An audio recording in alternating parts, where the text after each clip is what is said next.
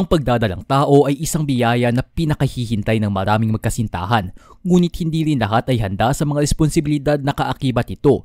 May mga kababaihan na nag-iisip ng mga paraan upang hindi matuloy ang pagbubuntis, at ito ay maaaring magdulot ng panganib sa kanilang kalusugan at sa kalusugan ng kanilang sanggol. Kaya't mahalaga na malaman kung anong mga inumin ang dapat iwasan ng mga buntis. Kung natin simulan ang video na ito, huwag kalimutan mag-subscribe sa aming channel para sa mga health tips and advice, at huwag kalimutan pinutin ang bell button para lagi maging updated sa aming mga bagong videos. 1. Caffeinated drinks.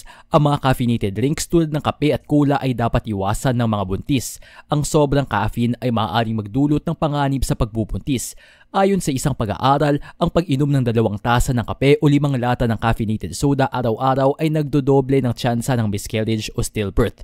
Ang caffeine ay maaaring tumawid sa placenta at magdulot ng pinsala sa immature liver ng fetus. Ang mga sanggol na na-expose sa mataas na levels ng caffeine ay may mas mataas na tsansa ng low birth weight, birth defects at preterm birth. 2. Herbal teas. Marami ang nagsasabi na ang herbal teas tulad ng black tea, green tea at matcha ay healthy, ngunit nagtataglay din ito ng caffeine. Bukod pa rito, ang mga herbal teas ay maaaring magkaroon ng heavy metals o iba pang compounds na maaaring makasama sa kalusugan ng buntis. Dahil dito, mahalaga na mag-ingat at kumonsulta sa doktor bago uminom ng anumang herbal tea. 3. Alak o alkohol. Ang pag-inom ng alak ay isang malaking panganib sa kalusugan ng buntis at ng sanggol.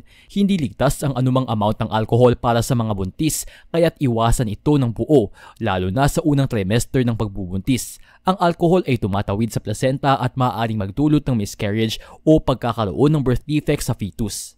4. Energy drinks. Ang mga energy drinks ay may mataas na caffeine content at maraming sodium na nagdudulot ng water retention sa katawan. Ang sobrang sodium ay maaaring magdulot ng pamamanas sa katawan ng buntis, kaya't mas mainam na iwasan ang mga energy drinks habang nagbubuntis. 5. Raw o unpasteurized milk. Bagamat ang gatas ay isang mahalagang pinagkukunan ng nutrisyon para sa buntis, ang raw o unpasteurized milk ay hindi inirekomenda.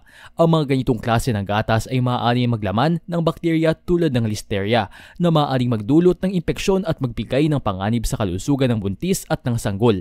Mas mainam na uminom ng pasteurized milk o mga pregnancy milk na approved ng doktor upang matiyak ang kaligtasan ng pagbubuntis. Sa pangkalahatan, mahalaga na maging maingat sa mga inumin na kinukonsumo ng isang buntis. Palaging kumonsulta sa doktor at sundin ang mga payo tungkol sa mga pagkain at inuming ligtas para sa iyong kalusugan at ng iyong sanggol. Enjoy ka ba sa video ito? Please hit the like button and subscribe sa aming channel para sa iba pang video tulad nito. Salamat sa panunood!